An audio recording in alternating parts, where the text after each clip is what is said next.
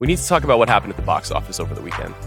To quote Jerry Maguire, I'm not going to do what you all think I'm going to do, which is just flip out. Let's be direct. A Mad Max Saga and the new Garfield movie, the two big new wide releases over the weekend, combined for just $62 million domestically over the 4 days. That is simply not good. It's a severe underperformance relative to expectations for the films, and also really for any major studio movie this time of year. It's the weakest Memorial Day performance in nearly 30 years. The last time it was this bad was in 1995 when a little movie called Casper was released and made $22 million over the 3-day weekend. Adjusted for inflation, that's $45 million, which is more than Furiosa and more than Garfield. Obviously, this has been happening all year, and especially in May. Box office is down 22% year over year, more than 40% since 2019. I've tried to let go of this sky is falling narrative that has hijacked so many of our conversations over the years on the big picture, especially after the mega success of Barbenheimer and the clarity that it provided and for what audiences want and what they'll turn out for at the movies. But Barbenheimer, I fear, may be more of a historical outlier than a bellwether. We're clearly in a transitional period in movie history. So I want to be clear that this is not a discussion of the end of movies or even movie going. My hair is not on fire. I'm actually kind of excited by the evolving but niche identity of movies. They are still big enough to support an industry, but not so big that they dominate everything anymore. I can see that this is true in part because this show has really never reached more people than it is right now. And that's really exciting because the love of movies has not gone anywhere. It's not going anywhere. It's just how, where, and when they're consumed that we're talking about. It's not all bad. We're just 6 months removed from Anyone But You becoming a mini phenomenon with young moviegoers. 6 of A24's 20th highest grossing movies have been released over the last 12 months. One of those movies, Civil War, just made $100 million, which is kind of a miracle if you think about it. Challengers just passed $80 million this weekend, despite being available at home for the past week. Dune Part 2 made $700 million worldwide. Even that dopey King Kong Godzilla movie made $560 million. But longtime listeners of the show know that inside me live two wolves. It's so over, and we are so back. But movies are in a different place in our culture and for casual audiences, not the psychos like you and me. We have a different relationship with them. But why and how did this happen? You probably know some of the reasons, but let's just put them all in one place for posterity's sake and for some context on what the future holds. I've got 5 key points that are contributing to this. The first is temporary and obvious, but it's important to understanding 2024, and that's, of course, that number 1, the dual strikes impacted the movie pipeline. There's no getting around this. There are fewer films this year, fewer big tentpoles, fewer surefire hits, fewer smaller movies that come out of nowhere. The 6-month work stoppage from 2023 greatly impacted this. We can foreground this point. It's not the whole story. Number 2, and this one is important. Urgency is gone and money ain't cheap. Unless your movie is an out-and-out cultural event, which is unpredictable, a surefire crowd pleaser, which is harder than it sounds, or stitched to some sort of controversy, which is risky at best, wider audiences have been trained to just wait. During the pandemic, many of the major studios shifted their release windows, reducing the amount of time between when movies played in theaters and when they became available at home. In the 90s, when I was a kid, it felt like years would pass between the time when something like Speed played in movie theaters and when its VHS box would show up on the shelves at Blockbuster. It was more often 4 or 5 months, but it felt so much longer. So we went to the theater when the movie was released just to avoid the fear of missing out. That's gone now. We've discussed recently how the relative underperformance of The Fall Guy meant the movie would go straight to VOD just 17 days after it opened in theaters. During the pandemic, there was a lot of logic to this move. Audiences were nervous about venturing out to theaters. In-theater marketing releases legitimized these movies. The VOD business was booming.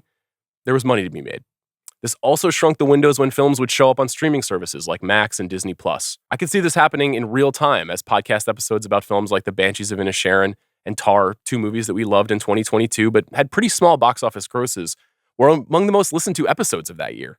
The awareness of, enthusiasm for, and accessibility to these movies were just as strong for movies that made 4 or 5 times as much money at the box office.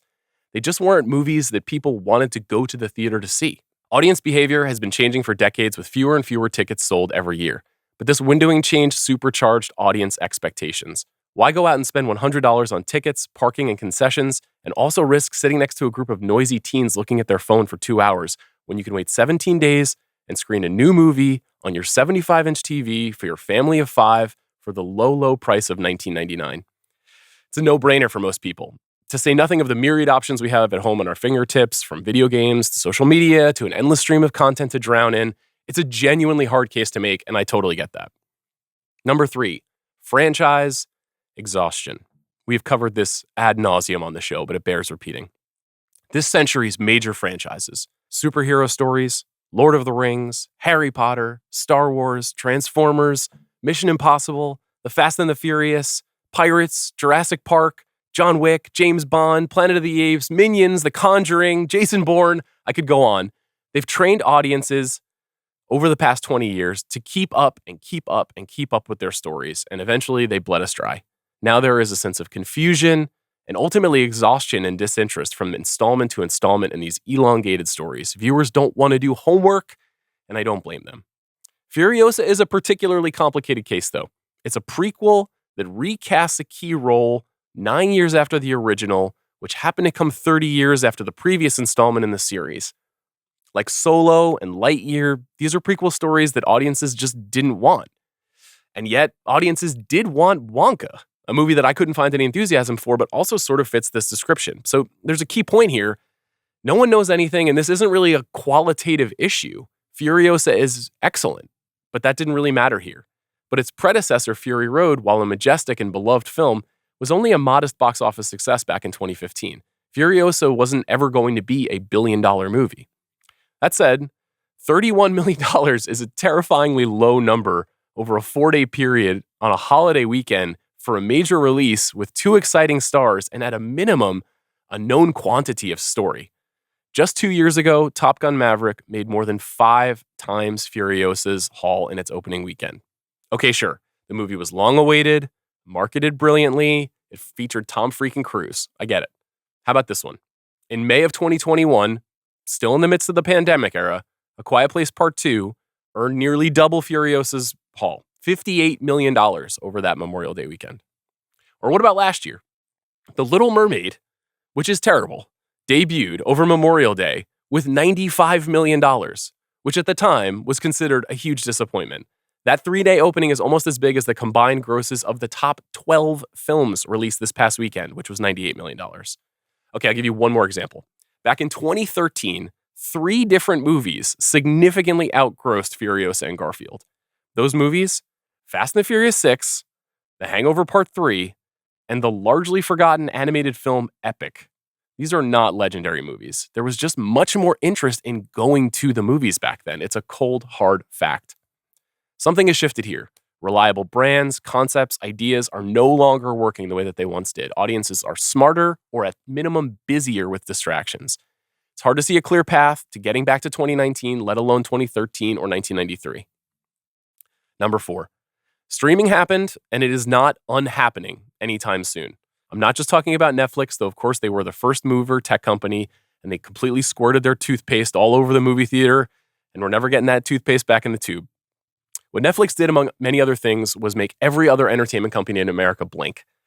They all thought they had to compete in order to be like them. So, for example, Disney, the company that famously limited the number of VHS copies of a film they would make available to purchase for a limited time before returning those films to the vault, actually went in the opposite direction. They made their entire catalog available to stream instantaneously for the low price of $4.99 a month when Disney Plus launched. Now, that was unbelievably great for consumers, especially for parents like me, but it created habit and expectation that feels irreversible now. Now, when a movie is deemed unworthy of theatrical release, it can go straight to the streaming service. But there's no economy of scale here. The Lion King sits comfortably in a tile next to The Lion King 2, Simba's Pride. These two things are not the same, but that was at least telegraphed to us as an audience in the 90s. Now, Wish lives right next to Diary of a Wimpy Kid Christmas, Cabin Fever, and it's hard to tell which of these was the major theatrical release and which one was the quickie straight to D+ cash-in. Want some salt in the wound? The best movie that you're likely to see in the month of June, it's Hitman, classically crowd-pleasing Richard Linklater movie starring our beloved Glenn Powell. And where will you see it? Almost certainly on Netflix. And why? Because the major studios were not willing to pony up for this movie when it played festivals, and this movie was so clearly designed to be watched with a big crowd. Netflix was willing to pay to the tune of $20 million, which is great for them, but it's a symptom of everything that is wrong with moviegoing right now. Number 5. Movies are more expensive in both directions. Budgets are higher than ever, a direct result of the explosive rise of the ceiling-scraping billion-dollar movie. There have been $50 billion grossers in the entirety of movie history, and 43 of them have come since 2010. This dovetailed with Hollywood's worldwide expansion and a brief over-reliance on box office from China, which has dwindled over the years. In Hollywood's quest for the biggest possible victory at the expense of the solidly performing middle, tentpole films have gotten much pricier. More money for talent, more money for production, more money for digital effects. Don't forget inflation, insurance costs, and COVID protocols, which is often overlooked. It just costs more to make a blockbuster now than it did 30 years ago, right or wrong. Take The Fall Guy. It's earned $145 million worldwide from a tangentially known IP spinoff with 2 well-known, well-liked leads. It's a grounded story, no intergalactic battles, largely stunt-driven action. One problem. It has a reported budget of $140 million. Is that the real budget? How much did the marketing spend cost? How much do theaters get? Who participates in first dollar gross? What was the studio chief's salary that year? Why are we so obsessed with the economics of these movies when what we ultimately crave is simple? Good movies. I don't have the answer. I am part of the problem. I talk about this all the time on the show. But as Jules Winfield once said, I'm trying to be the shepherd here. I think big change is coming to this industry. All things considered, it's actually been a solid movie year so far. We had Challengers, we had Dune Part 2. Did you see Evil Does Not Exist yet? What about I Saw the TV Glow? Rent the coffee table tonight if you want your head blown off. But Survive Till 25 has become a mantra among producers and executives around Hollywood, and it's easy to understand why. Hollywood is a data-driven town, a market-testing town, a town obsessed with meetings and meetings about meetings, a town that is risk-averse, safe money attracted, and in the age of global corporate publicly traded ownership prioritizes the conservative choice over the risky bet. So what will save us this year? Inside Out 2? Despicable Me 4? Deadpool and Wolverine? Joker 2? Wicked Part 1? Moana 2? Sonic 3? Beetlejuice? I don't know. Even though I see a lot of them, I'm not going to try to convince you to see mediocre movies just cuz. But the success of mediocre movies does tend to buoy the industry at large, to help bankroll more opportunities for filmmakers, to even let a big idea break through every once in a while. And mediocre movies are just not really winning now either. So we can keep a pact together. Keep the faith, keep calm, carry on. If you love movies, keep seeing them. If you don't, I do not know why you're listening to this. I'll try to better spotlight smaller movies this year. It's hard because I don't know who's watching them and when, but last week we saw the results of the 77th Cannes Film Festival. Sean Baker's Anora won the Palme d'Or. It's the first American film to win the Palme d'Or since The Tree of Life in 2013. I love Sean Baker's movies, all of them. I've had him on the show before. I can't wait to see Anora, which is reportedly an homage to Pretty Woman and also a story about labor and power. What a pleasure that will be to cover on The Big Picture. And don't even get me started on my excitement for Megalopolis, Kinds of Kindness, Oh Canada, The Substance, The Shrouds, Bird, and at least a dozen other movies that premiered last week at Cannes. And if we do survive till 2025, Valhalla awaits. We get an original Ryan Coogler, a new Paul Thomas Anderson, a new Jordan Peele, new Bong Joon-ho, a new Superman, a new Pixar original, Brad Pitt in an F1 movie, Den of Thieves Pantera. Help is on the way. In the meantime, let's talk more about an actually good movie with Chris and Joanna, Furiosa.